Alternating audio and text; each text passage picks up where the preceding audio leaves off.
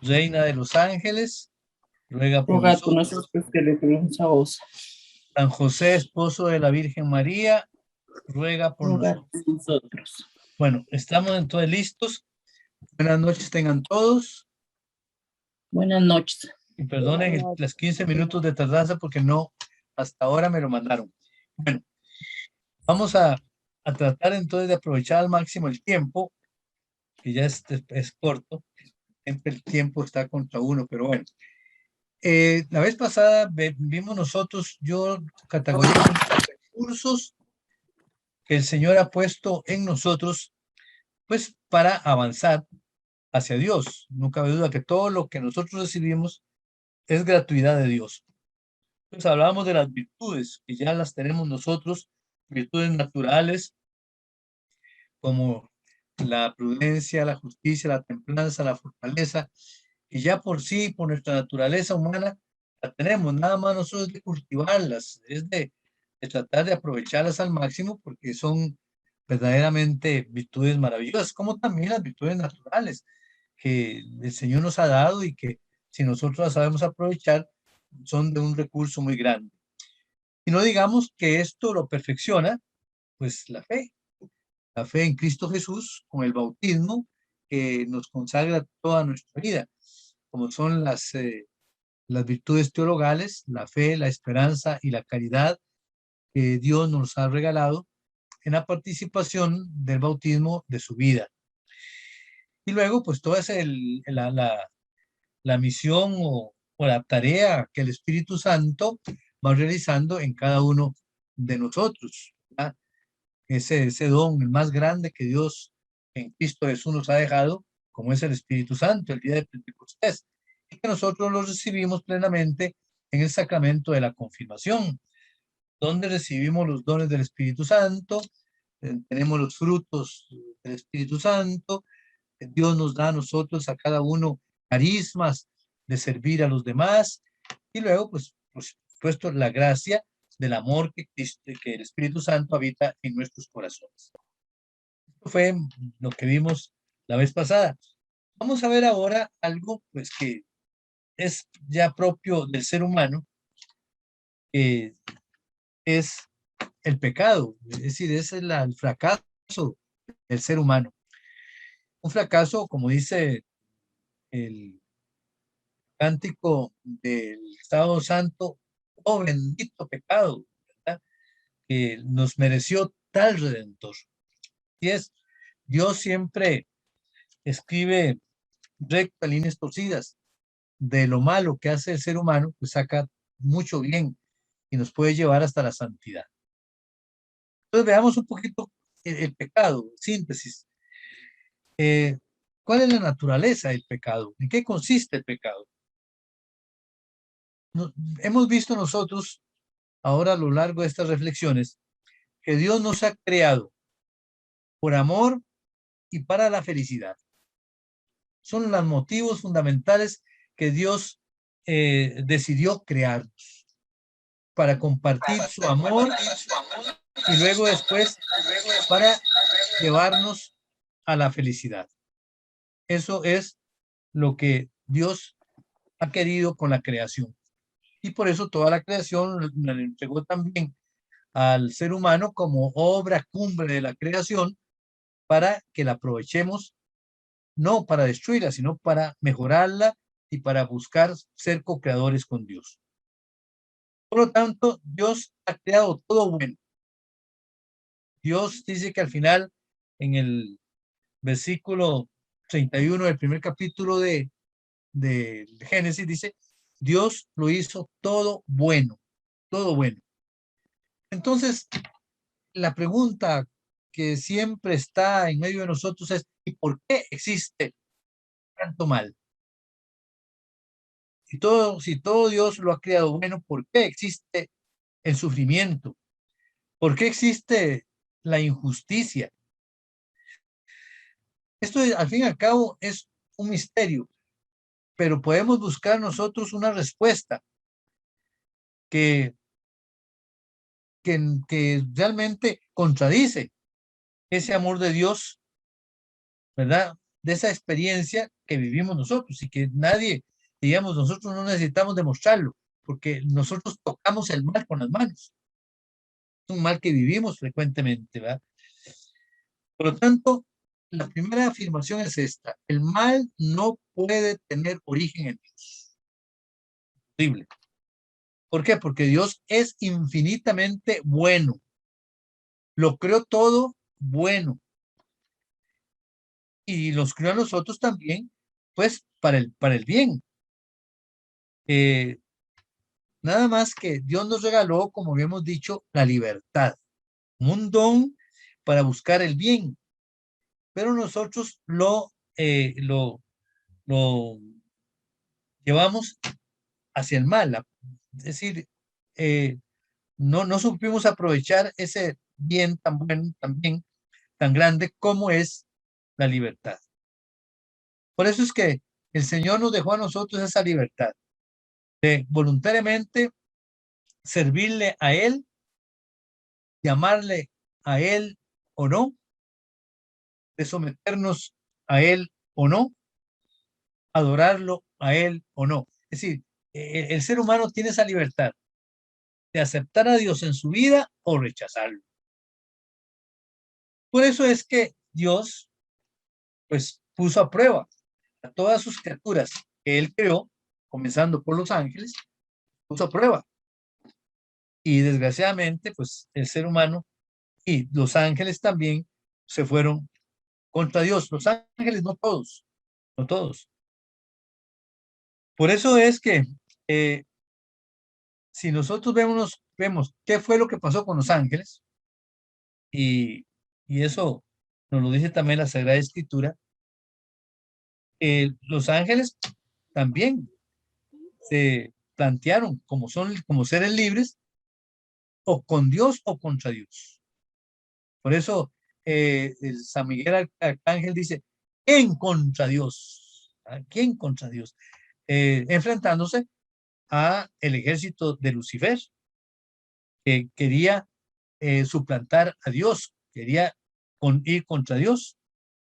Por eso Lucifer, pues, también se le llama Satanás, se le llama el diablo, se le llama el principio del mal, bueno, todo esto, porque ahí fue donde comenzó la situación. Entonces, eh, un grupo, ¿verdad?, de ángeles creados por Dios también con libertad, se separaron de Dios, se apartaron de Dios, y son los que le han hecho siempre la lucha a Dios. Estos son los que son los conocidos como diablos, como demonios, que tampoco necesitamos nosotros demostrar que existen, porque ahí están. Santo Tomás tiene una frase que la tengo aquí para que se hable o que habla del demonio, cuando dice: el fin que pretende el diablo es que los hombres se separen de Dios. Y por esto, desde el principio, el diablo intentó separar a Adán y a Eva de la obediencia de los preceptos de Dios. Esto es entonces, en síntesis, lo que hicieron los diablos. Y el diablo quería entonces separar también a esta criatura, ¿verdad?, creada por Dios con una manera maravillosa, y fue tentado por el diablo. ¿Por qué? Porque el diablo le inculcó que Dios le ponía esos preceptos porque tenía miedo que fueran como él. Y por eso entonces el ser humano quiso ser como Dios. ¿Quién como Dios? Igual que él, como exclamó San Miguel. ¿Quién como Dios? Pues también entonces el hombre quiso ser como Dios, abusando de su libertad. Y por eso vino la desobediencia a su creador. El relato del Génesis en el capítulo 3, que nos presenta la verdad sobre la rebeldía de nuestros primeros padres. ¿Qué fue lo que sucedió? Ellos se negaron a depender de quien los había creado. Así es. Ellos le dieron la espalda y eligieron vivir su vida por su cuenta.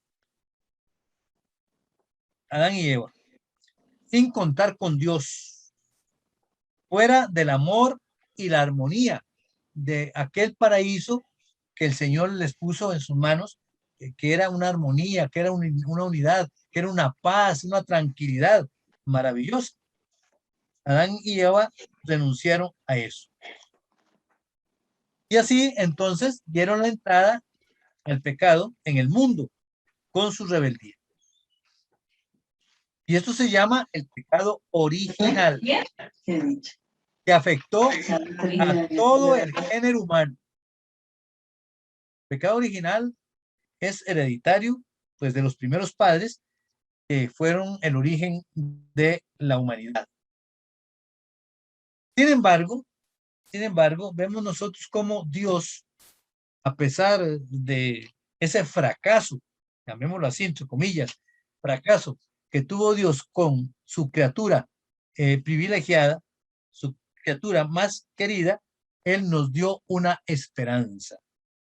Él nos dio una esperanza, y de esa ruptura que los primeros padres tuvieron con Dios, sin embargo, Dios prometió una reconciliación que solamente puede venir de Él.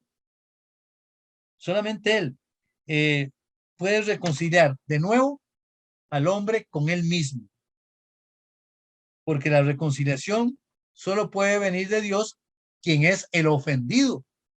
El ofendido. Y que solamente de ese corazón divino puede salir de nuevo el amor que perdió la primera pareja del mundo. Eso es entonces la naturaleza de este pecado original. Pero ¿cuáles son las consecuencias? Pues son muchas. Primero, el hombre rompió con Dios. Hay una ruptura entre el hombre y Dios. El hombre le dijo no a Dios. O sea que perdió la amistad con Dios y la comunión con Dios. Esa unidad tan íntima, tan familiar que tenía los seres humanos con Dios, se perdió. Se perdió la paz, la felicidad. Eso es lo más elemental, lo más importante, lo esencial que perdió el ser humano. O sea, en otras palabras, el ser humano perdió su identidad. Sí, como es. Su identidad de ser humano, porque esa identidad solamente se realiza en relación con su creador, con Dios. En segundo lugar, segunda consecuencia, nos afectó, o nos sigue afectando a todos como una enfermedad hereditaria. Digamos que el pecado es una enfermedad hereditaria que está siempre heredándose a cada uno de los seres humanos que vienen al mundo. Por eso todos nacemos marcados por el pecado. Todos. Dice San Pablo a los Romanos capítulo 5, versículo 19, por la desobediencia de un solo hombre, todos fueron constituidos pecadores. Venimos marcados por el pecado. Tercera consecuencia, la enfermedad y la muerte. San Pablo en el capítulo 5, 12 de Romanos dice, nosotros por el pecado heredamos la enfermedad, el sufrimiento y la muerte.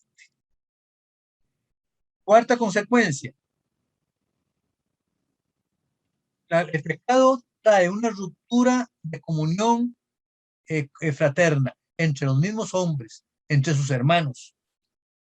Y también hay una ruptura con la naturaleza, con la creación. Ven ustedes, simplemente pues, se contempla ahora con todas estas situaciones, ¿verdad? De situaciones de accidentes, de todas estas inundaciones, todos estos huracanes. Diríamos que eso ya la naturaleza va por su lado y el ser humano no puede controlarla, imposible. Exactamente porque también sufre de esta ruptura, de esta situación del pecado. O sea, el ser humano también separó a la creación de Dios.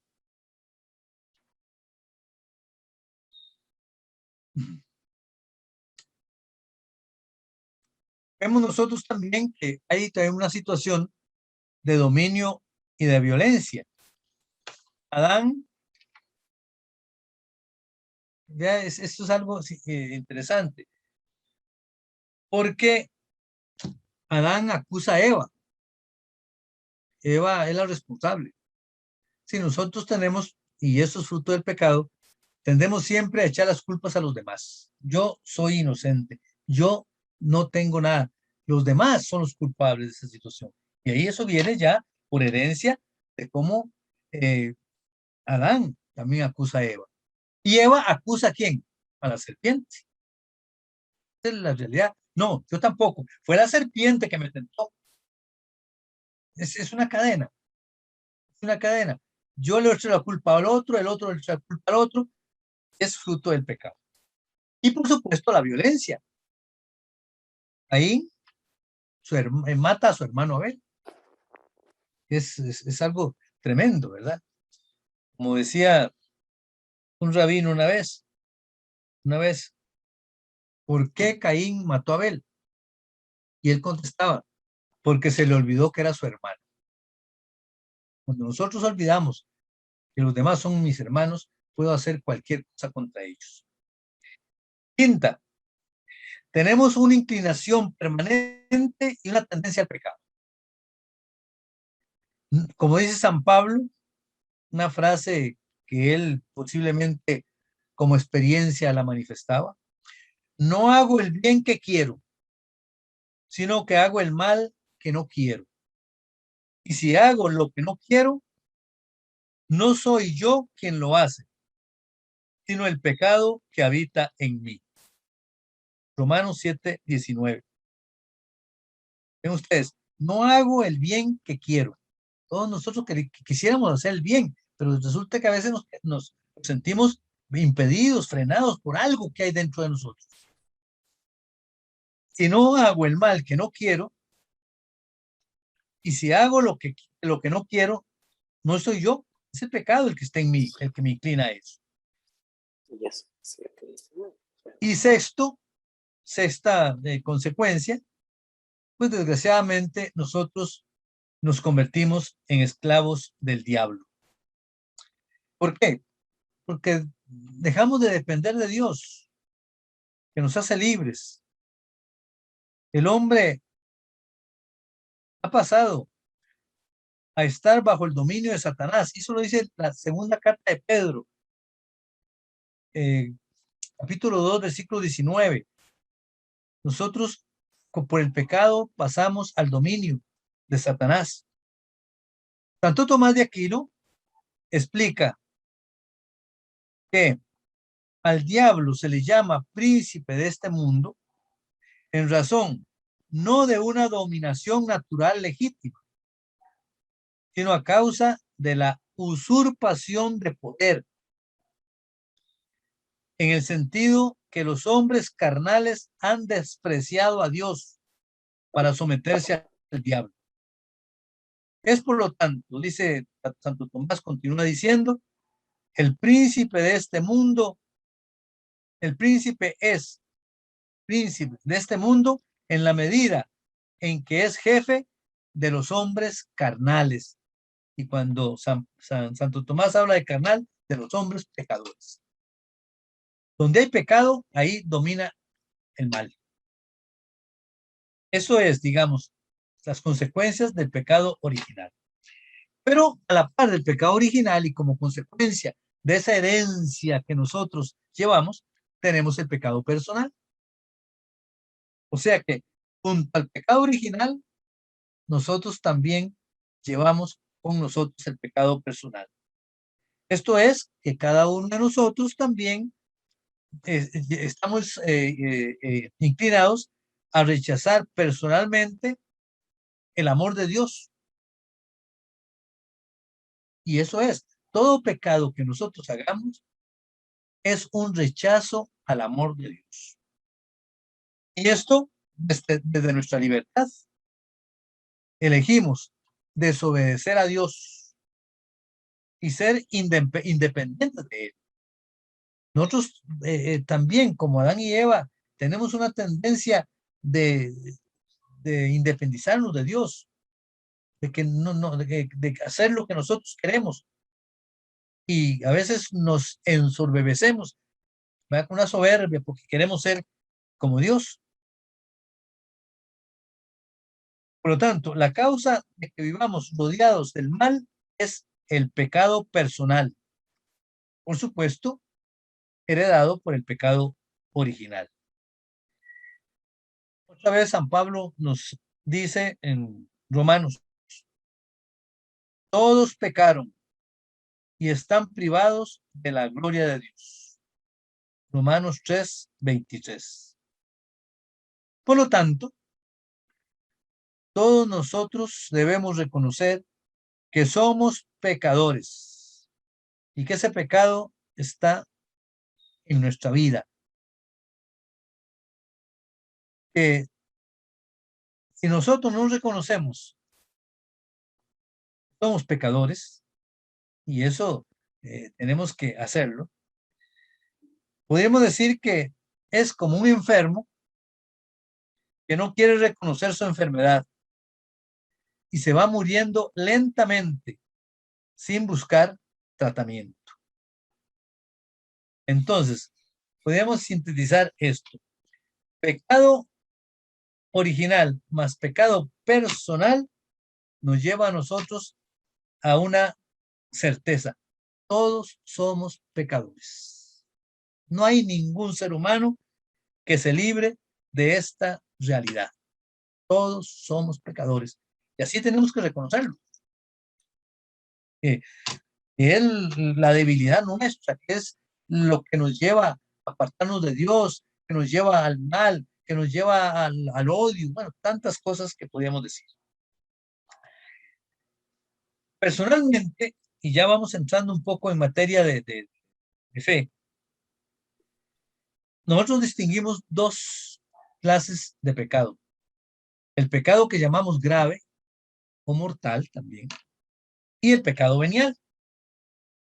Sí, los pecados grandes y los pecados pequeños, llamémoslos así como para entendernos. ¿Qué es un pecado grave? El pecado grave destruye en el corazón del hombre la fuerza divina del amor.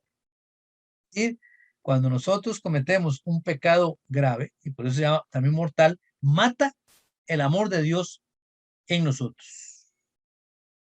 Y por lo tanto también nos impide el camino hacia la felicidad eterna. Es la realidad del pecado. El pecado totalmente nos desvía a nosotros el objetivo hacia donde el Señor quiere que vayamos, que es la felicidad eterna. El pecado mortal simplemente nos aparta de Dios.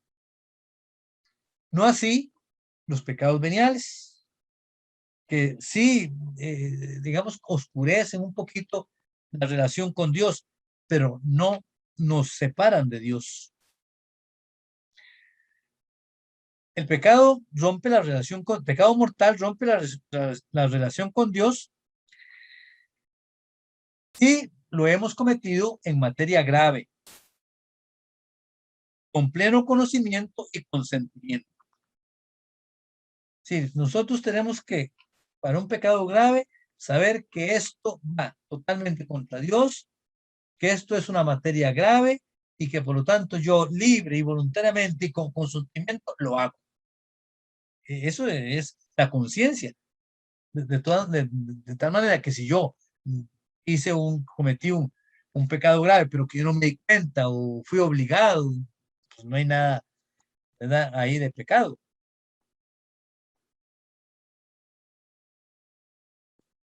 Los pecados,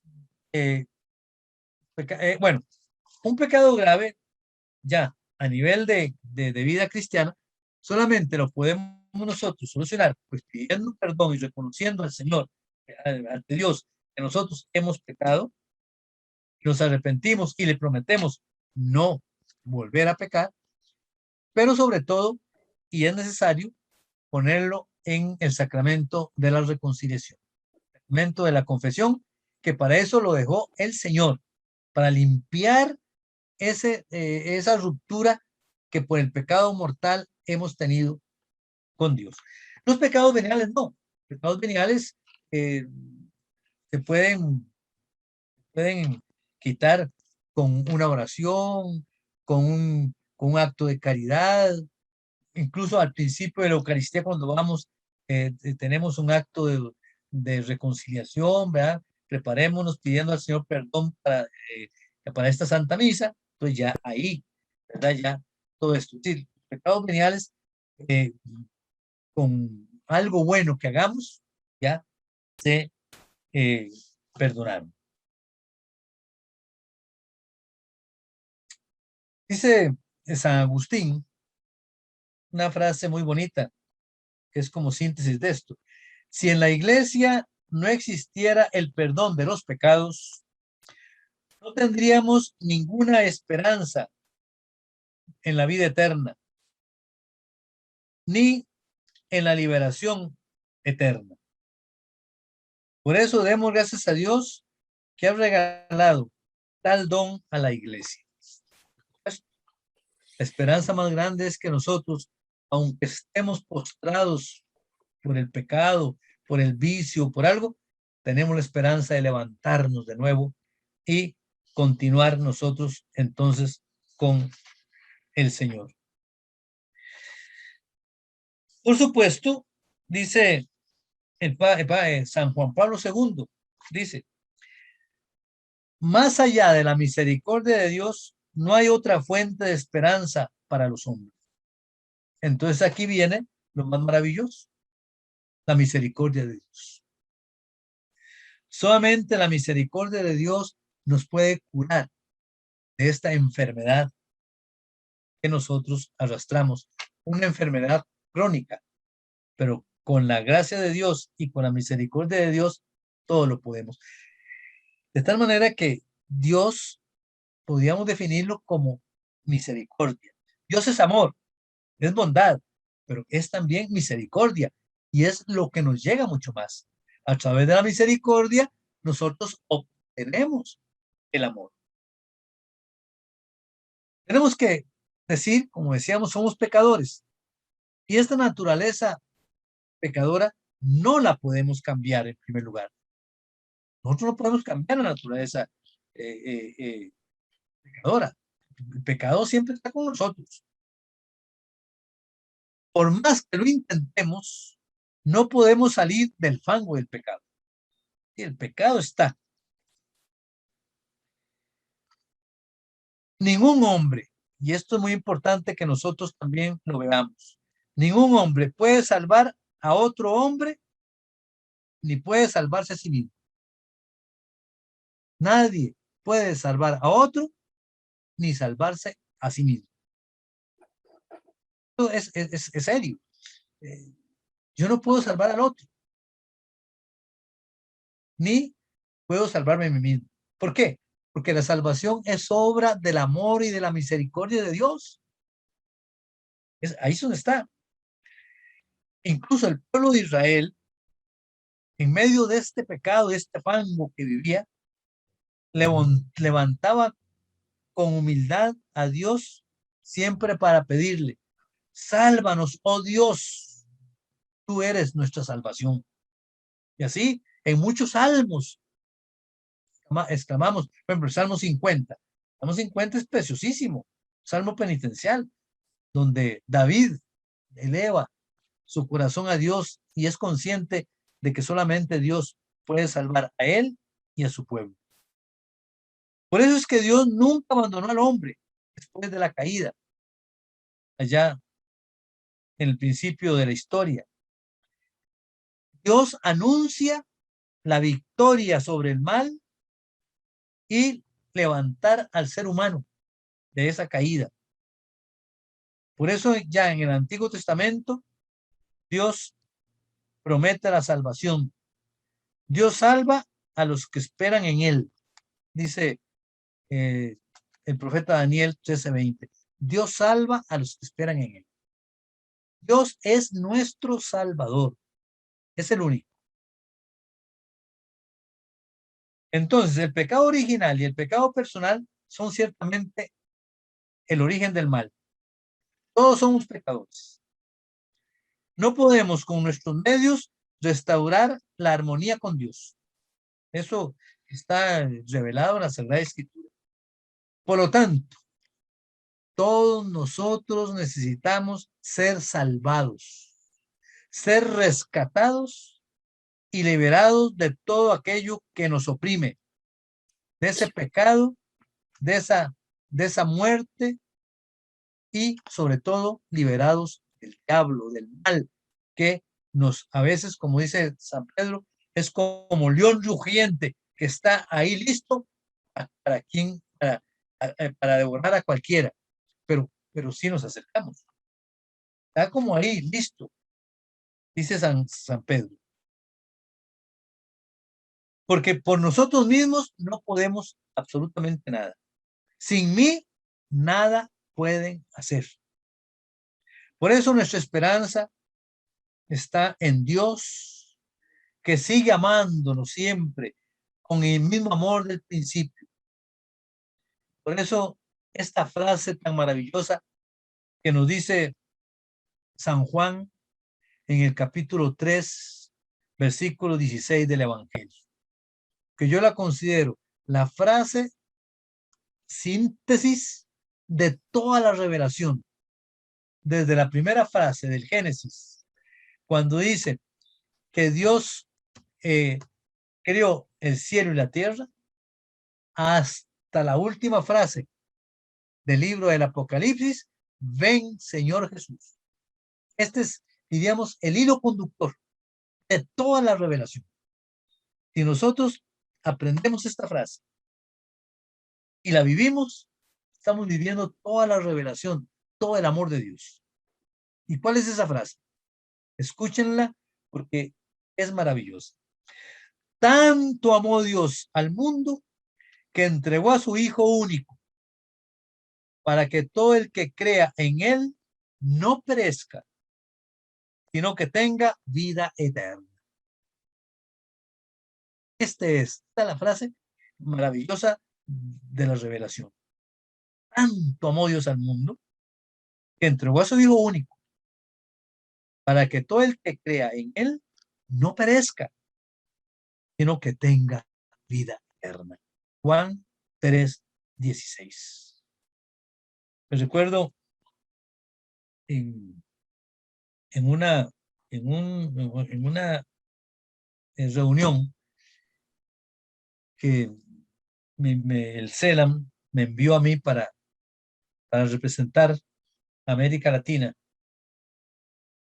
y se llama, es un movimiento que hay en el mundo que se llama Religiones del Mundo para la Paz, Religiones del Mundo para la Paz. Nos reunimos unas 20 grandes religiones del mundo, y entonces en la tarde, en la primera tarde que comenzamos esa reflexión o esa reunión, nos pidieron, el que estaba dirigiendo, que cada uno de los representantes de cada religión tomara un texto significativo del libro sagrado. Todas las grandes religiones tienen un libro sagrado, y que lo comentáramos, lo pusiéramos en comentario, participando de lo que cada religión tenía en ese sentido. Yo escogí y me parece a mí que es el que revela mejor todo el amor de Dios manifestado en Jesucristo el Señor, ¿verdad?, para todos nosotros. El rabino escogió el texto de precisamente Caín, que mató a Abel. Este texto, ¿verdad?, que es impresionante. Fue el que dijo: Caín mató a Abel porque se le olvidó que era su hermano. Todos nosotros consideramos a todos los seres humanos como hermanos, nunca cometeríamos tales delitos ni odiaríamos a nadie. Eso fue el rabino. Entonces, aquí tenemos algo muy importante. Esta es, por lo tanto, esta es la misión de Jesús, encomendada por Dios. Jesús hecho hombre.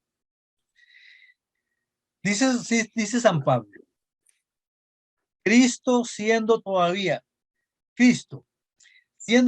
pecador en nosotros, murió por nosotros para reconciliarnos con Dios, liberarnos del poder del pecado, perdonarnos y liberarnos de la esclavitud del pecado, rescatados de las consecuencias del pecado.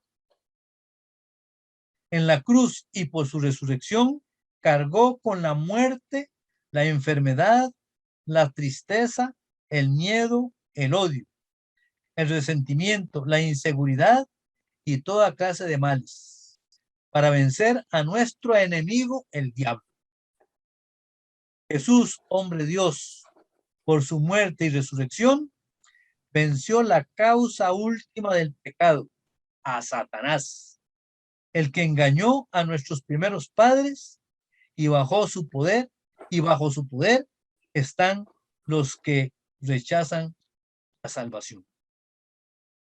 Qué bonito es eso, pensar de que Cristo fue el que restauró toda esa herencia que nosotros arrastramos.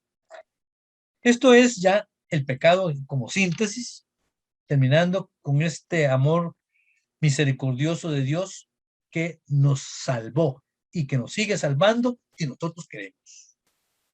Nadie se salva a sí mismo, ni puede salvar a nadie, solamente Dios en Jesucristo el Señor es nuestro único salvo.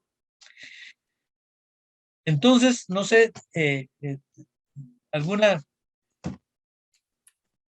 reacción, alguna pregunta sobre esto, pero que vean ustedes cómo Dios en su proyecto amoroso siempre tiene lo mejor para la humanidad. A ver.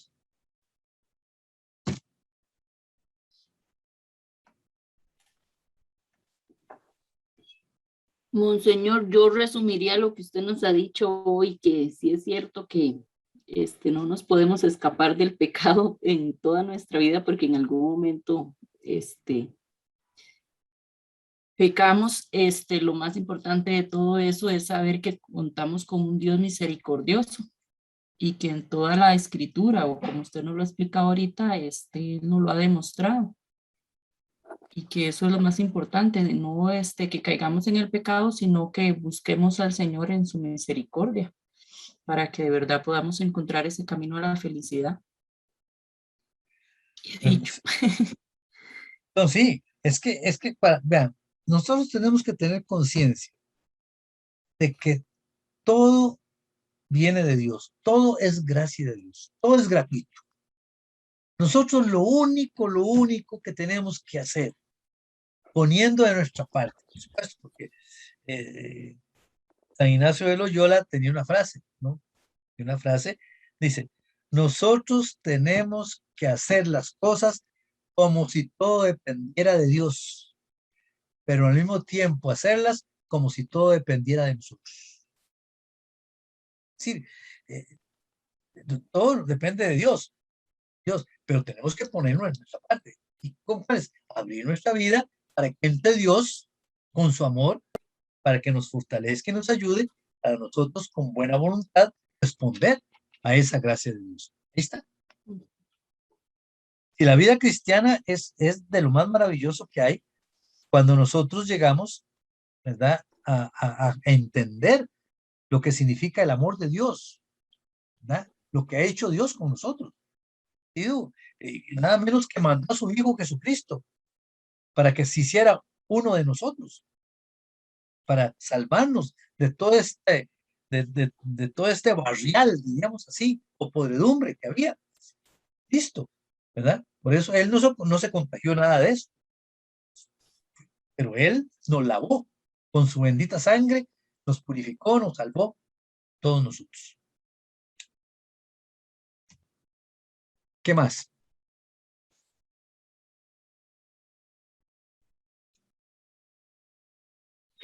Buenas noches, monseñor. Ujú. Una preguntita. Yo siempre he escuchado hablar de pecado original y pecado venial. ¿Hay algo más aparte de eso? ¿Hay otro nombre o se le da otra categoría por utilizar un Bueno, término? por eso, pecado original es el pecado global que afectó a toda la humanidad. ¿Ah, correcto? Bueno, después viene el pecado personal, que ya yo heredo por mí mismo, y yo soy responsable de eso. No tengo que responsabilizar, yo no tengo que responsabilizar a Adán y Eva, ¿verdad? No, ya, Adán y Eva me heredó eso, ¿verdad? Pero yo soy responsable ya de lo que yo hago, ¿verdad? Porque soy libre. Y entonces, ya, a nivel, digamos, de moral, ¿cómo yo puedo catalogar los dos pecados? Un pecado grave, un pecado mortal, que es ya una falta grave sobre una materia grave, y un pecado pequeño venial, ¿verdad? Entonces, eso me sirve a mí para también saber distinguir, ¿no? Y es cuestión de conciencia. Cuando tengo un pecado grave, y realmente yo siento que he tenido una ruptura con Dios, ¿verdad? Y que necesito reconciliarme con Dios. Mientras que un pecado leve, ¿verdad? O venial, lo puedo yo eh, borrar, llamémoslo así, borrar, con una oración, con una hora buena, yendo al principio de la Eucaristía, en el acto de reconciliación, con agua bendita. Es decir, los pecados veniales se borran facilísimamente, ¿no? ¿Mm? Gracias. Bueno, Buenas noches, monseñor, sí, y a todos. sí, Lucas. ¿Qué regalo más grande, como dice usted, verdad? El tener nosotros al Señor que nos recibe con su misericordia, nos perdona. Cada vez que nosotros vamos al sacramento de la reconciliación, ¿verdad?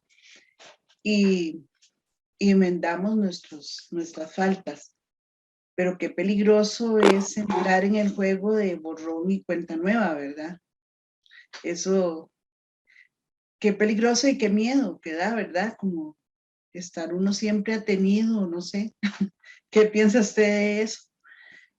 Como de qué personas tal vez que dicen, bueno, no, porque como me voy a ir a confesar, entonces ya todo está bien, borrón y cuenta nueva, y seguir adelante, ¿verdad? Lo importante es ir enmendando uno las faltas, ¿verdad? Porque qué peligroso caer en eso, ¿verdad? En atenerse siempre a que Dios nos perdona y ya, ¿verdad?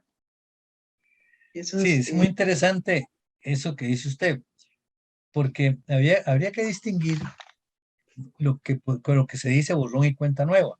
Y yo no puedo decir borrón y cuenta nueva diciendo, bueno, ya me confesé, no, yo sigo siendo débil, frágil, yo puedo cometer cualquier pecado, ¿verdad?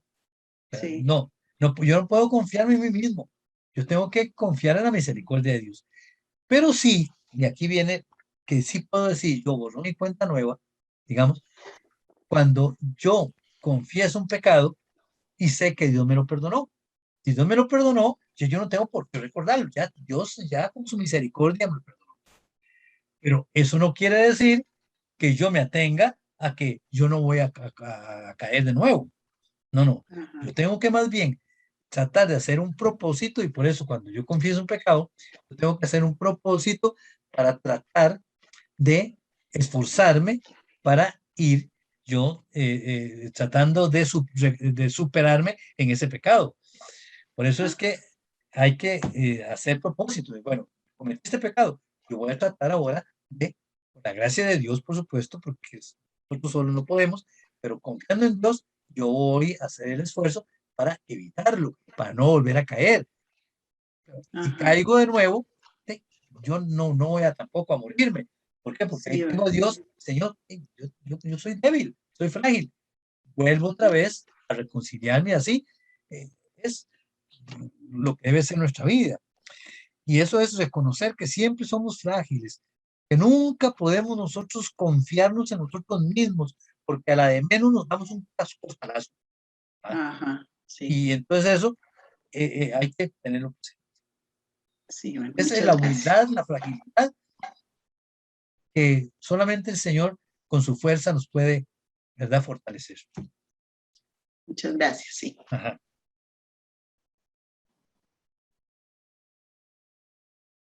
Bueno, vamos a pasar ya a otro tema.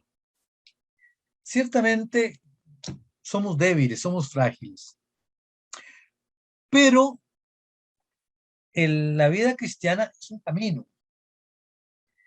Y en ese camino, pues hay muchas situaciones, muchas dificultades, muchos obstáculos. No cabe duda, obstáculos. Yo he comparado a veces la vida cristiana como un vuelo, ¿verdad? Un vuelo que, también con una autopista, pero bueno, el vuelo. Ustedes suben a un avión y ese avión está dirigido.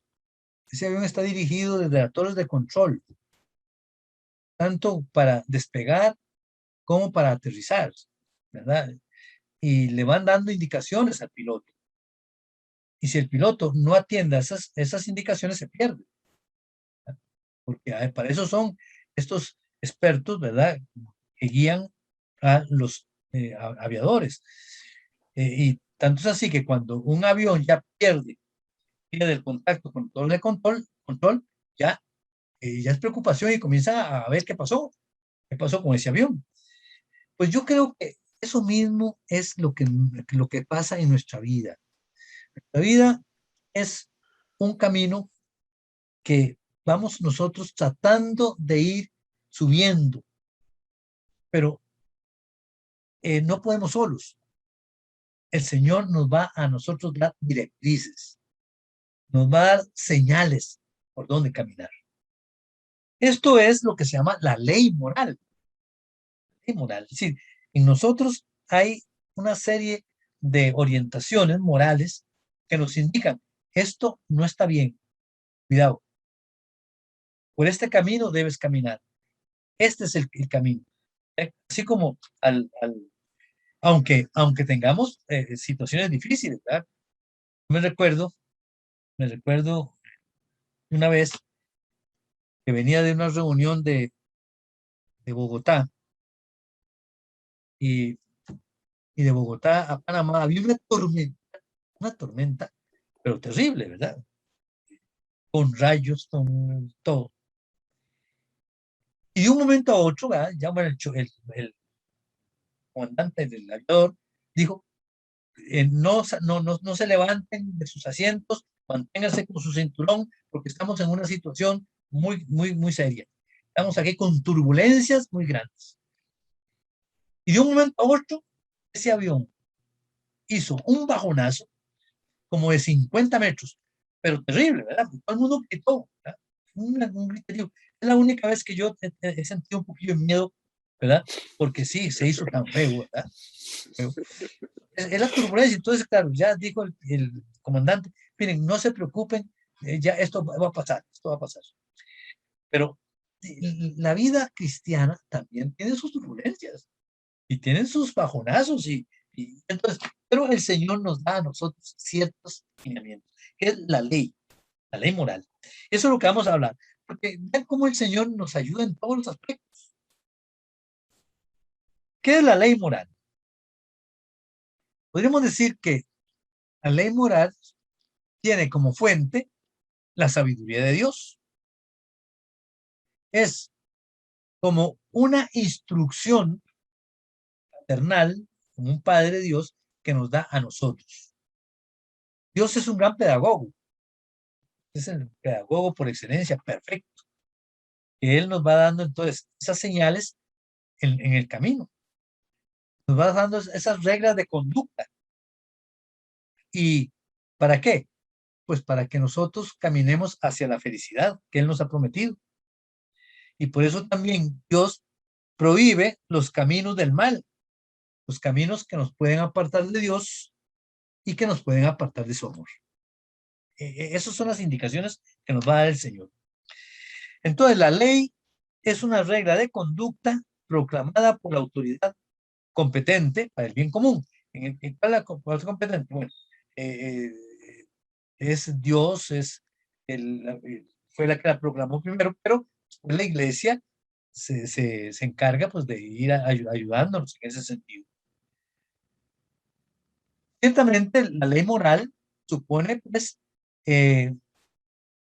un entendimiento, sí, es racional, porque sin razón pues no podemos nosotros tampoco actuar. Pero sin embargo, esto también es una fe en que la ley viene de Dios y que Dios me la pone por el bien mío, ¿verdad? Por eso la ley es fruto de la sabiduría de Dios y es una participación en la providencia de Dios como creador y como redentor. Es interesante pensar cómo, ya que terminamos esto, nada más esto, un detalle. Dios creó, creó al hombre y a la naturaleza en 7 días. A los 7 días descansó. Y comenzó un octavo día. Un octavo día. Ese octavo día, dice, lo toma Jesucristo como la nueva creación. Entonces, Jesucristo toma el octavo día para restaurar aquella creación que se perdió por el pecado. Por eso Jesucristo es el restaurador de la creación. Y entonces vienen entonces esas leyes, ¿verdad? Que tienen varias expresiones. La ley tiene varias expresiones. En primer lugar está pues la ley eterna, cuya raíz o fuente es Dios. Y digamos que sí, en general, todas las leyes se conectan con esa ley eterna de Dios. Tenemos la ley natural, que la ley natural, vamos a ver qué es, ¿verdad? La ley revelada, que son los 10 mandamientos y lo que Jesús nos reveló. Y tenemos también las leyes civiles y eclesiásticas. Todas estas diversidad de leyes están para ayudarnos a nosotros a buscar siempre el camino del bien, siempre a caminar por aquellos anhelos que nosotros siempre queremos. Claro, esta ley moral tiene a Cristo como plenitud. Cristo es la ley por excelencia. Por eso Cristo dijo, yo no he venido a abolir la ley, yo he venido a perfeccionarla. Porque Cristo, en nombre de Dios, vino a nosotros a dirigirnos el camino con sus enseñanzas. Por eso Jesucristo es el camino, el único camino de perfección. Yo soy el camino, el único. Por eso Jesucristo es el fin de la ley. Jesucristo es el que nos enseña cómo caminar en la justicia de Dios. Y esto nos lo dice Romanos también, San Pablo. Porque el fin de la ley es Cristo para justificación de todo creyente. Cristo, todo va a aterrizar en Cristo. Todo se une en Cristo. Cristo es la unidad de todo. Pero veamos así rápidamente qué significa cada uno de estas expresiones de ley. La ley natural, ley moral natural. La ley natural expresa el sentido moral original que permite al hombre discernir mediante la razón lo que es el bien y el mal, lo que es la verdad y la mentira. La ley natural está escrita y grabada en el corazón de cada uno de nosotros. Está grabada en el alma. Ya con con la creación de cada uno de nosotros, ya viene en la vida del ser humano esta ley natural que tienen todos los hombres. ¿Por qué? Porque es la ley que nos ordena a nosotros para saber distinguir el bien para realizarlo y el mal para evitarlo. Entonces, la ley natural muestra el camino que debe seguir cada uno de los hombres para practicar el bien y alcanzar su fin. De tal manera que entonces la ley natural lo que contiene son los preceptos esenciales,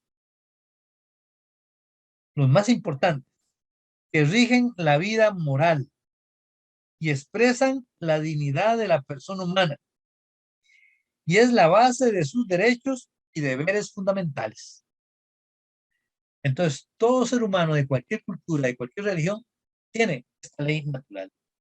Sin embargo, para nosotros los creyentes, esa ley natural tiene su raíz en Dios. También tiene su raíz el amor al prójimo, que este amor al prójimo es una ley natural que la tienen todas las religiones. De diferentes formas se dice, ¿no? Pero los judíos, amar al otro como se ama a sí mismo. Cristo, ámense unos a los otros como yo les he amado. Es decir, el amor es el centro de una ley natural que está en el corazón de todos los seres humanos. Y todos nos amamos. Y cualquier ser humano en el mundo, en el fondo, busca siempre amar. El amar es como el corazón de la felicidad del ser humano. El que ama es feliz, el que no ama no es feliz. Por eso en todas las culturas se dan una serie de leyes éticas. Es decir, hay una moral, todas de diferente aspecto, de diferente dimensión, pero hay siempre una moral de respeto al otro, de respeto a los bienes, de no robar. Es decir, hay una serie o una ética. O sea, que son expresiones de una misma naturaleza humana, querida por el Creador. Y entonces, esta sabiduría ética de la humanidad es lo que se llama la ley natural.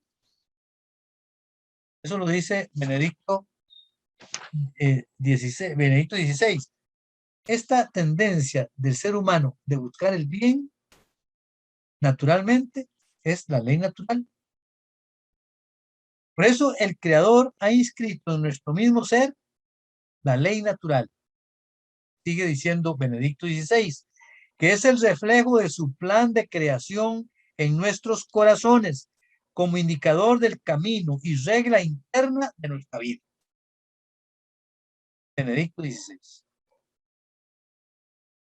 La ley natural, por lo tanto, es válida para todos los seres humanos sin ninguna distinción. Dice al hombre qué derechos y qué obligaciones fundamentales tiene, y de este modo constituye el verdadero fundamento de la convivencia en la familia, la sociedad y el Estado. Entonces, vean ustedes, la ley natural tiene una dimensión hacia el interno del ser humano. Cada uno de nosotros tiene esa ley natural, pero al mismo tiempo tiene una dimensión social. Es decir, una dimensión para la familia, para la sociedad y para el Estado. Claro, a veces este conocimiento natural está también a veces oscurecido por el pecado y por la debilidad humana. El hombre, por lo tanto, necesita la ayuda de Dios y su revelación para mantenerse en buen camino. no cabe duda. Simplemente por la ley natural podemos nosotros convivir, pero llega un momento en que ya, más allá no.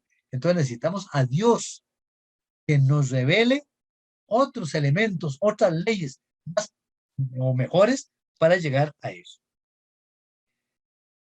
Entonces, entonces viene la ley antigua. ¿Cuál es la ley antigua? Dios, nuestro creador, eligió a Israel como su pueblo y les reveló su ley. Los judíos la llamaban la Torá. Era sagrada. Para los judíos la Torá era la revelación, la presencia de Dios, ¿verdad? Porque en esa ley, para el judío, manifiesta la voluntad de Dios. Y por eso su seguimiento de parte de los judíos es el camino central para la salvación. Por supuesto, para nosotros, esa ley prepara la venida de Cristo. La ley es, dice el Papa Francisco, es la ley antigua, es la pedagogía que nos lleva a Cristo.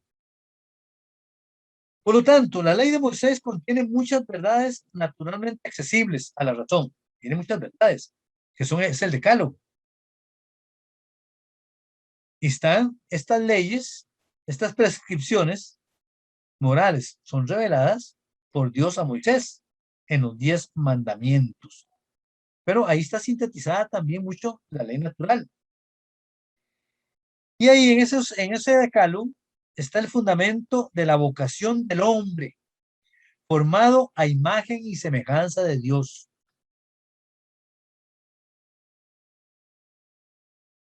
Prohíben esta ley del decálogo lo que es contrario al amor a Dios y al prójimo. Dice San Agustín, Dios escribió en las tablas de la ley lo que los hombres no leían en sus corazones. Vean ustedes, es interesante. Esta frase de San Agustín es muy bonita. Dios escribió en las tablas de la ley lo que los hombres no leían en sus corazones. Y la ley natural estaba imperfecta en el corazón del hombre. Y viene entonces la revelación de Dios a Moisés, y escribe en las tablas lo que faltaba en el corazón del hombre. Esta ley es una ley santa, una ley espiritual.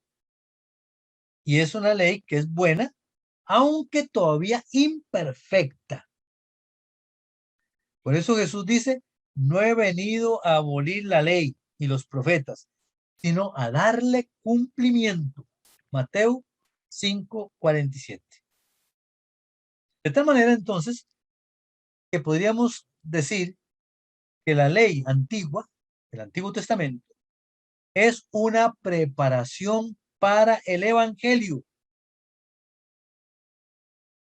Nosotros los cristianos sabemos que por la ley, que sabemos lo que hay que hacer por la ley, pero la ley no salva. Y la ley nos indica qué tenemos que hacer, pero la ley no salva. ¿Quién va a salvar? Jesucristo el Señor, enviado por Dios para la salvación. Entonces ahora viene la ley nueva o la ley evangélica. Entonces hemos visto ley natural, ley del Antiguo Testamento, el Decálogo, que después vamos a desmenuzar un poquito en la última, desmenuzar un poquito los 10 mandamientos. La ley nueva o ley evangélica. La ley nueva o evangélica ciertamente es la perfección de la ley divina. El evangelio es la perfección de la ley divina, como lo veíamos en las bienaventuranzas. Que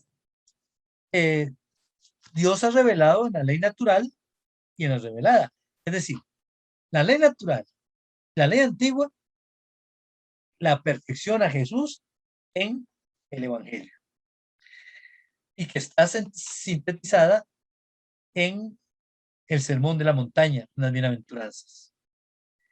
Y que esa ley actúa en el corazón de los creyentes o de los cristianos por obra del Espíritu Santo. Por eso, por el Espíritu Santo viene a ser la ley interior de la caridad. Por eso es que dice que el amor habita en nuestros corazones. La ley del Espíritu Santo está en nuestros corazones. Por eso en el Hebreos capítulo 8 dice esta frase: concertaré con la casa de Israel una alianza nueva. Pondré mis leyes en su mente, en sus corazones.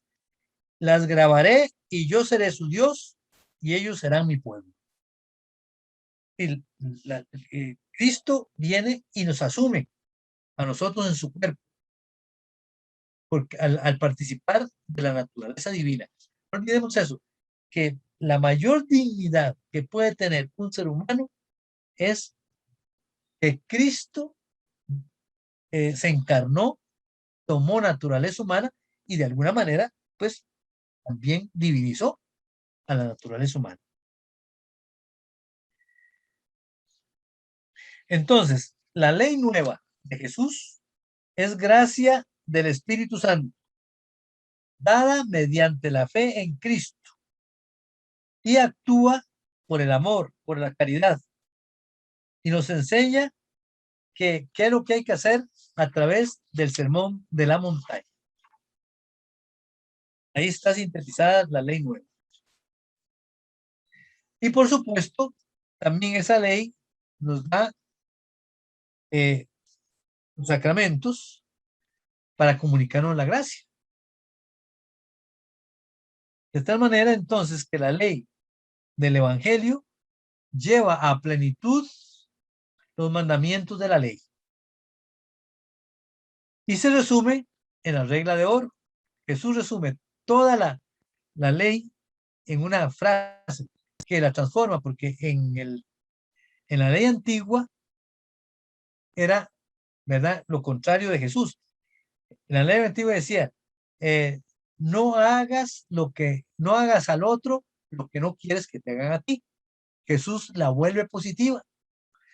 Todo lo que quieras que te hagan los hombres a ti, háganselo también ustedes a ellos, porque esta es la ley y los profetas.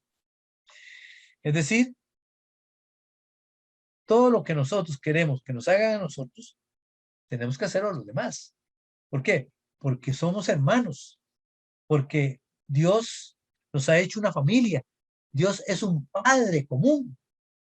Y por lo tanto, tenemos que buscar entonces cómo compartir ese amor y esa felicidad de parte de Dios con nosotros, con todos los demás. Toda la ley evangélica está contenida en el mandamiento nuevo de Jesús. Ámense los unos a los otros como yo les he amado. En esto conocerán que ustedes son mis discípulos si se aman unos a otros.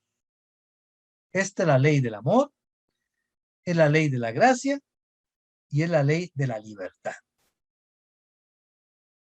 Simplemente, como decía San Agustín, ama y haz lo que quieras. Esa es la ley. O de otra forma diciendo, déjate amar por Dios y todo lo demás viene por allá. Esa es la ley.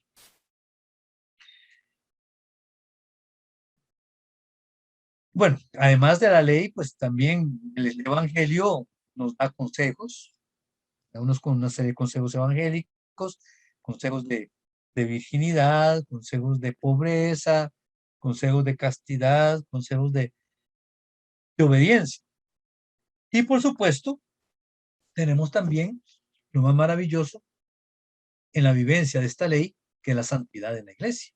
Ahí tenemos nosotros ahí una lista de santos, ¿verdad?, que vivieron plenamente este amor, como San Francisco de Asís, como Santo Domingo de Guzmán, como Santa Teresita el Niño Jesús, Santa Teresa la Grande, la Madre Teresa de Calcuta, bueno, es decir, hay miles de modelos que se han encarnado el amor de Dios en su vida.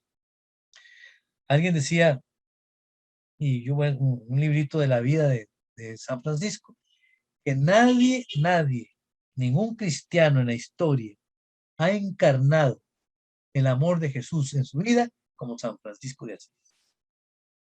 ¿Es la santidad?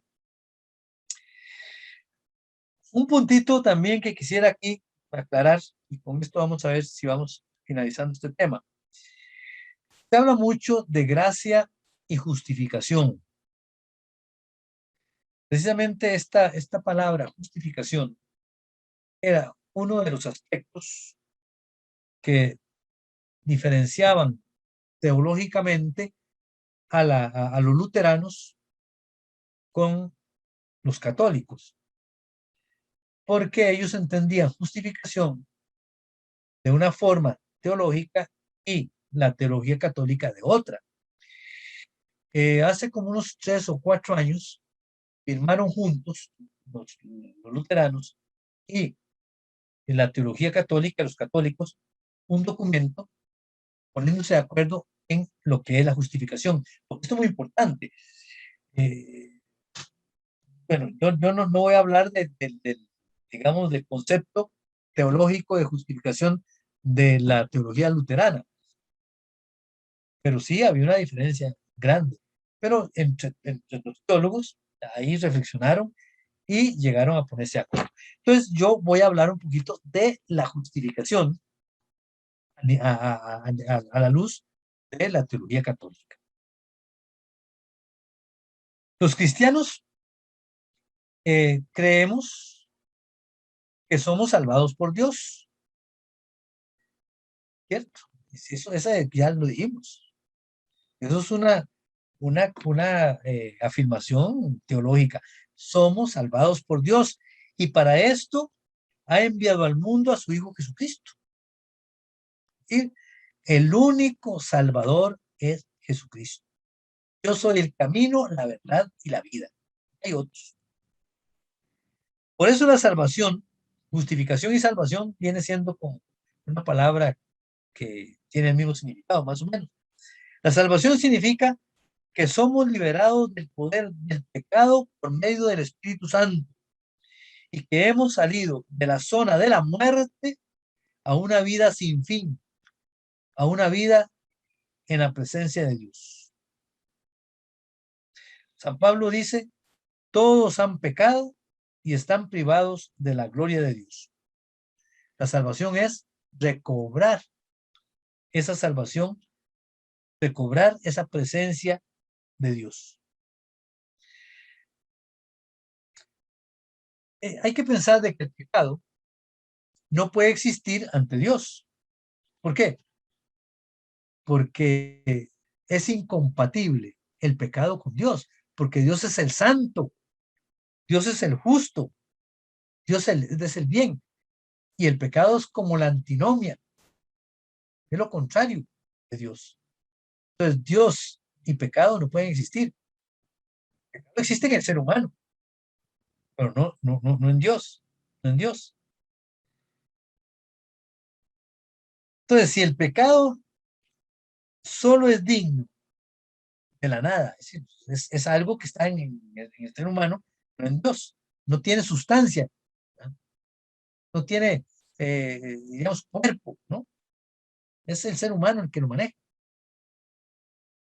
¿Qué pasa entonces con el pecador? Aquí viene la pregunta. ¿Qué pasa entonces con el pecador? Si el pecado no tiene que ver nada con Dios, Dios es santo, es justo, entonces, ¿y el pecador? Entonces, tenemos que contestar. Dios ha encontrado un camino en su amor y ese amor aniquila el pecado. El amor de Dios aniquila el pecado. Por eso, Cristo Jesús es el que venció el pecado con su muerte y su resurrección. Por eso Cristo nunca participó del pecado ni podía participar. Pero Dios, aniquilando el pecado en Cristo Jesús, salva al pecador. Entonces, lo que hace Dios en Cristo Jesús es hacerlo nuevo, que es lo que llama San Pablo, ¿no? Nueva criatura. Quitar el hombre viejo de pecado para ser un hombre nuevo. Y este cambio lo hace solamente Dios en Cristo Jesús, nada más. Y entonces el pecador se vuelve justo, ya participa del amor de Dios, aunque con la posibilidad de que le dé también la espalda. Pero esa es la condición débil del ser humano. Por eso es que entonces la redención se llama desde antiguo, desde el principio de los cristianos, justificación. Es decir, Dios ha justificado al ser humano sin tomar en cuenta el pecado, que no tiene que ver nada con Dios, porque Cristo fue el que hizo ese milagro, ese cambio. Entonces, justificación significa el restablecimiento de la relación justa entre Dios y el hombre. Es eso, esa es la justificación. Ahora, el asunto es, y aquí les digo, la diferencia entre la teología luterana y la teología católica era la forma, cómo se daba eso. No me voy a meter en esto porque esto es más complicado. Puesto que únicamente Jesucristo ha activado esta relación justa, esta relación de santidad, solo podemos comparecer de nuevo ante Dios siendo justificados por Cristo. Esto es interesante. Nosotros no podemos llegar a Dios si no es a través de Cristo, a través de la gracia de Cristo. Por eso es que nosotros somos miembros del cuerpo de Cristo y como miembros estamos justificados, estamos purificados. Y en cierto modo entrando en su relación intacta con Dios. Es decir, la relación con Dios la hacemos nosotros con Cristo. Nadie va al Padre si no es por Jesucristo. Por lo tanto, como conclusión de esta... Otra persona y vive su vida pensando en esa próxima reencarnación. Y aquí les quiero decir algo que a mí no me gusta jurar porque no, mi sí es sí y mi no es no.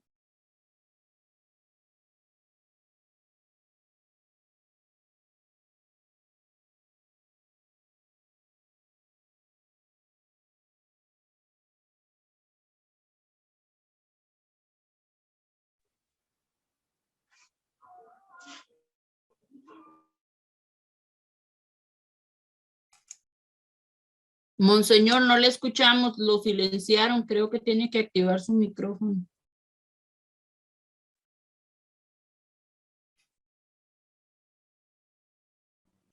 Ahora sí. Bueno, entonces como síntesis les decía que podríamos sintetizar esta justificación en lo siguiente. Creer significa acoger la justicia o la santidad de Cristo en nuestra vida. Eso es. Por lo tanto, la gracia solamente Cristo la puede dar. Puesto como Dios. Cristo que vino como Dios y hombre, ¿verdad? Es el que da la gracia. Y esa es la relación muy interesante. Porque si Cristo no se hubiera hecho hombre, no hubiera podido hacer esta situación. ¿Verdad? Porque ya metido en la naturaleza humana, Él fue el que transformó ese hombre pecador, lo transformó en hijo de Dios, con la gracia. Entonces, es lo interesante, ¿verdad? Que nosotros, por la gracia de Jesús, nos convertimos en hijos de Dios.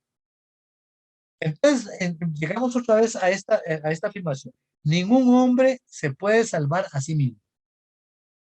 Por eso no nos hacemos justos por nuestras propias fuerzas. Sí, no nos podemos santificar con nuestras propias fuerzas. De tal manera que un hombre no puede ni perdonarse el pecado ni liberarse de la muerte. Cristo ha hecho toda esta obra. Él fue quien nos salvó del pecado. La justificación implica la remisión de los pecados, la santificación y la renovación del hombre interior. Esa es la misión de Cristo. Cristo nos salvó desde dentro. Y aquí nada más lo menciono. Nosotros decimos que Cristo la teología católica dice, Cristo nos salvó desde adentro, a nosotros. Mientras que los luteranos decían, no, Cristo nos salvó desde fuera. Por eso es que, y les voy a decir, hace poquito alguien me preguntó de que un padre en una homilía había dicho que decir que nosotros, decir que nos bañemos de la sangre de Cristo, no es correcto en la teología católica. Yo no estoy bañado de la sangre de Cristo, porque sería algo externo. Eso sería protestante. No, yo soy salvado desde dentro por la sangre de Cristo. Porque Cristo entregó su vida por mí, como dice Pablo. Cristo murió por mí. Y morir por mí es morir por todo el ser humano, cuerpo y alma. Estas cosas son dificilillas, pero muy, muy bonitas. Entonces ven ustedes cómo la justificación que hablamos implica todo esto. Remisión de los pecados, santificación, renovación del hombre interior, que fue lo que hizo Cristo. Por eso, para esto es una acción divina que Dios ha realizado en nosotros, en Cristo Jesús. Y esto Dios nos lo regala en el bautismo. Nosotros somos justificados en el bautismo, por la fe en Jesucristo. Si nosotros creemos en Jesucristo, ¿verdad? Es porque Él nos redimió a cada uno de nosotros. Por el Espíritu Santo que ha sido derramado en nuestros corazones, somos introducidos en la muerte y la resurrección de Jesucristo. Es el misterio pascual. El misterio, podríamos decir que, claro, no hay tiempo para hablar de esto, pero es muy interesante. Toda nuestra vida cristiana podemos leer en clave de misterio pascual. ¿Y cuál es el misterio pascual? Muerte y resurrección de Jesús. Nosotros morimos con Cristo y resucitamos con Cristo. Esa es la clave del misterio pascual. Toda nuestra santificación, toda nuestra vida cristiana es Pascua. Pascua. Porque está realizando la muerte y la resurrección de Jesucristo. Y eso nos lo da el Espíritu Santo. De tal manera que por el bautismo morimos al pecado y nacemos a la vida nueva en Dios. Y entonces adquirimos esas tres virtudes teologales: la fe, la esperanza y la caridad, que nos vienen de Dios y nos capacitan para vivir la voluntad de Dios. Eso es lo que es la justificación. No sé si te quedó claro, si lo enredé mucho, porque no es tan fácil, pero entendieron, ¿verdad? Por cómo nosotros somos santificados, somos purificados por Cristo que murió por nosotros de nuestra naturaleza. Vamos entonces a entrar aquí en último puntito sobre la gracia. La justificación, por lo tanto, es obra de la gracia de Dios. No es obra de nosotros, es obra de la gracia de Dios. ¿Y qué es la gracia? La gracia es el favor, el auxilio gratuito que Dios nos da para responder a su llamada y llegar a ser hijos de Dios, partícipes de la naturaleza divina, de la vida eterna. Esto es la gracia de Dios. Qué bonito es pensar, ¿cuándo estoy yo en gracia de Dios? cuando yo tengo la capacidad de sentirme hijo de Dios, de que Dios es mi Padre. Y esto es un don gratuito del Señor. Esto hay un montón de textos que nos hablan de esto. San Juan 1, 12, 18, Romanos 8, 14, 17, Juan 17, 3. Por lo tanto, la gracia es todo aquello que Dios nos regala sin que lo merezcamos, lo mínimo. Benedicto XVI dice, la gracia es ser contemplado por Dios, ser tocado por su amor. La mejor definición de gracia no puede haber como esta de Benedicto. La gracia es ser contemplado por Dios y ser tocado por su amor. La gracia, entonces, no es un objeto, sino es la comunicación de sí mismo que Dios hace a los hombres. Es la comunicación de Dios con nosotros. Dios no quiere darnos menos que a sí mismo. Dios se da a sí mismo. En la gracia estamos en Dios. En otras palabras, todo es gracia de Dios. Nosotros estamos metidos, ¿verdad?, dentro del mar de Dios. Todo es gracia de Dios. Dios está con nosotros partiendo del bautismo. El bautismo para nosotros es la clave en todos los aspectos.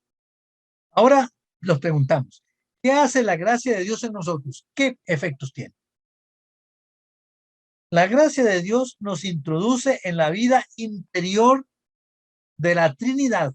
¿Ven ustedes? ¡Qué maravilla! La gracia de Dios nos introduce en la vida interior de la Trinidad, en el intercambio entre el Padre, el Hijo y el Espíritu Santo. Y sabemos que entre el Padre, el Hijo y el Espíritu Santo, la única circulación de relación entre estas divinas personas es el amor. Cuando yo me meto como hijo de Dios en el corazón de Dios, yo estoy ya tocado por el amor de Dios. La gracia nos capacita para vivir en el amor de Dios y para actuar a partir de este amor. Esto es muy importante. Si nosotros somos conscientes de que somos amados por Dios, yo me debo esforzar por actuar a partir del amor de Dios. La gracia ha sido dada de lo alto y no se puede explicar con causas naturales. ¿Por qué? Porque es una gracia sobrenatural. Viene de Dios. La gracia nos convierte en hijos de Dios por el bautismo y herederos del cielo. Esto se llama gracia santificante. La gracia santificante es la que entra por el bautismo y nos hace partícipes de la vida de Dios. Por eso es un don habitual. Nosotros podemos perder la gracia, pero podemos recobrarla. Ahí está. No siempre está con nosotros. Nosotros somos los que le damos la espalda al Señor. Gracia santificante. Entonces, esta gracia santificante es una disposición estable y sobrenatural que perfecciona el alma para vivir con Dios y de actuar por su amor. También tenemos nosotros gracias actuales. Entonces, es otra dimensión de la gracia. Gracia santificante, que es una gracia habitual que estamos con nosotros, la perdemos por el pecado, pero la podemos recobrar de nuevo por la confesión, por la reconciliación. La gracia actual son elementos o gracias específicas que Dios me da a lo largo de mi vida. Hay tanta gente que dice, pero es que yo sentí algo ahí de Dios, ¿no? Ahora por la pandemia y con todo esto que ha sucedido, con tantas tragedias, mucha gente ha sentido la presencia de Dios. Dice, es que yo sentí algo. Bueno, una gracia actual que Dios le dio. Una gracia Dios está actuando en nosotros cuando nosotros queremos, cuando nosotros se lo pedimos. Dios es, eh, Dios es bondadosísimo. Dios es generosísimo con nosotros. Y también tenemos la gracia sacramental. Es otra gracia también directa, ¿verdad? Exacta que tenemos nosotros. Cada sacramento que nosotros recibimos es una gracia sacramental que nos da el Señor. Es un encuentro directo con el Señor. No olvidemos eso. Pero a veces no, lo hacemos nosotros mecánicamente. Lo hacemos así, de una manera así un poco rutinaria. No, cada sacramento, cada Eucaristía que nosotros vamos a recibir, nosotros tenemos conciencia. Qué maravilla, qué encuentro más grande estoy haciendo con el Señor. El Señor viene a mí, gracia sacramental. Y cuando yo me voy a confesar, qué gracia más hermosa. Y así por el estilo, todos los sacramentos son gracias especiales que el Señor me da a mí. Y hay otra gracia que también a veces no captamos, que es lo que se llama la gracia de estado o la gracia vocacional. Es decir, Dios da a cada estado vocacional, da la gracia para ser fiel a esa vocación, para nosotros vivir y respondiendo a la voluntad de Dios que quiere con esa vocación. La gracia se da en el matrimonio, en el orden sacerdotal, en la vida consagrada y para todo bautizado, bueno, cuando tiene un estado especial. Pero todo matrimonio cuenta con la gracia del Señor. Todo sacerdote cuenta con la gracia de estado del Señor. Toda consagrada cuenta con la gracia del Señor. Son gracias que se nos da. La gracia, por lo tanto, es ante todo y principalmente un don del Espíritu Santo que nos justifica y nos santifica. El Espíritu Santo está trabajando en nosotros para santificarnos, para justificarnos cada vez más. La gracia de Dios se nos da libremente. Pues es una gracia especial de Dios. La gracia no se impone por la fuerza. Si nosotros queremos, la aceptamos. Ahí está Dios. Siempre el Señor está esperándonos. Siempre el Señor es interesante. El Señor va al encuentro con cada uno de nosotros. Nosotros somos los que le vimos.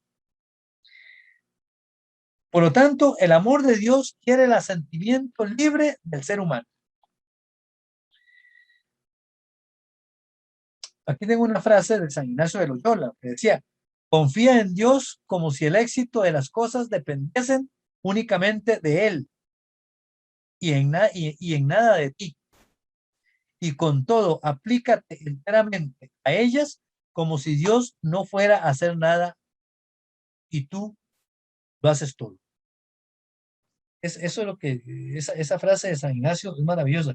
Sí, hay que confiar en Dios como si todo dependiera de Dios, pero también confiar en mí como si todo dependiera de mí. Es la relación de Dios conmigo y mi persona con Dios.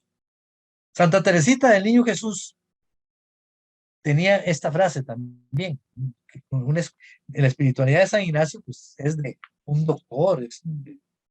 La de Santa Teresita era de una niñita en las manos de Dios. Decía así: el Señor no necesita nuestras obras, sino únicamente nuestro amor. Como decía Santa Teresita, yo estoy como una niñita en manos del Señor, amándolo. Entonces, ahí está. Bueno, yo creo que aquí ya terminamos y vamos a ver cómo nos organizamos para el último tema, porque estamos atrasadillos, pero a ver cómo hago una síntesis muy fuerte para terminar. Vamos a hablar un poquito de la santidad cristiana, cómo estamos llamados a ser santos.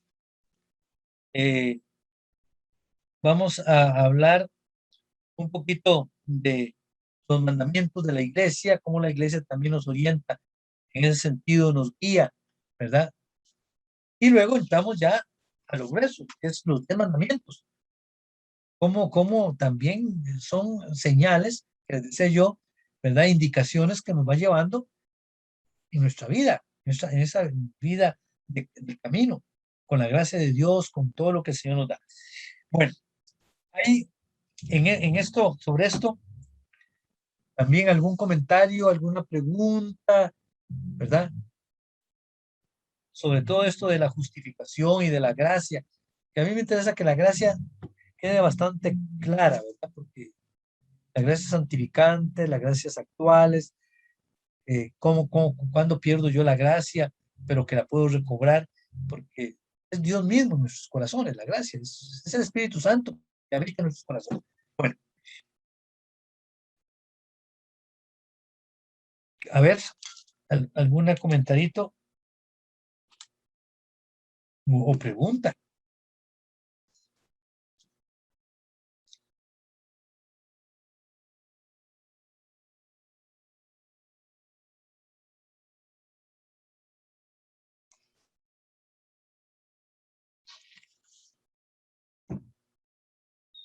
Estamos.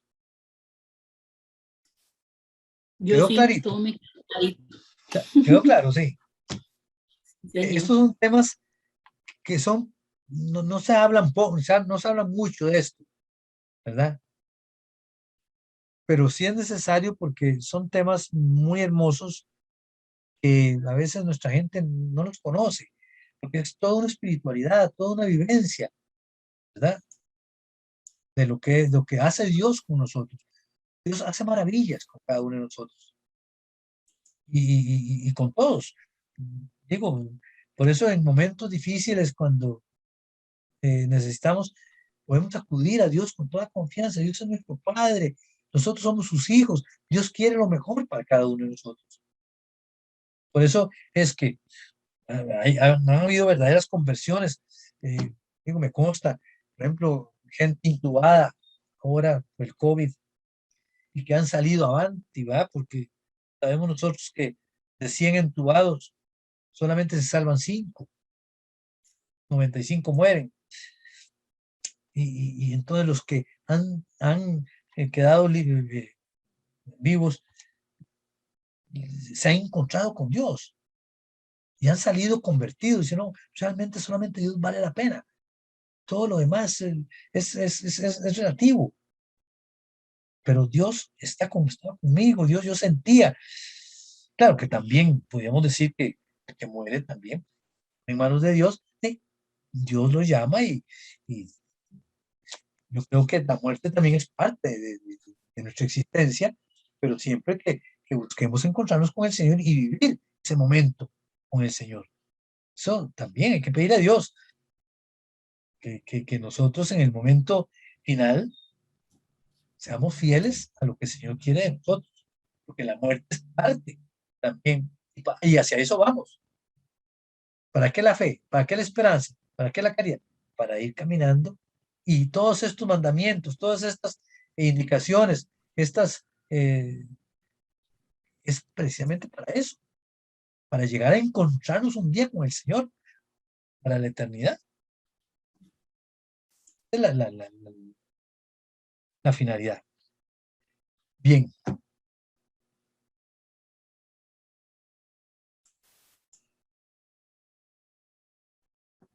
Terminamos entonces, sí.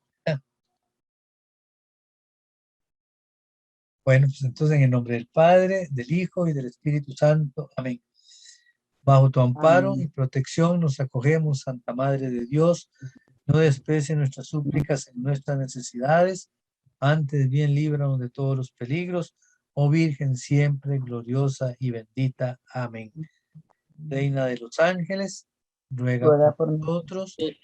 San José, esposo de la Virgen María, ruega por nosotros. Y nos vemos de hoy en 8 en la última sesión, ¿verdad? Sí, buenas noches. Muchas gracias. Buenas noches a todos. Buenas noches, muchas gracias. Dios bendiga. Bueno, Amén, bye. igual. Buenas noches. Buenas noches.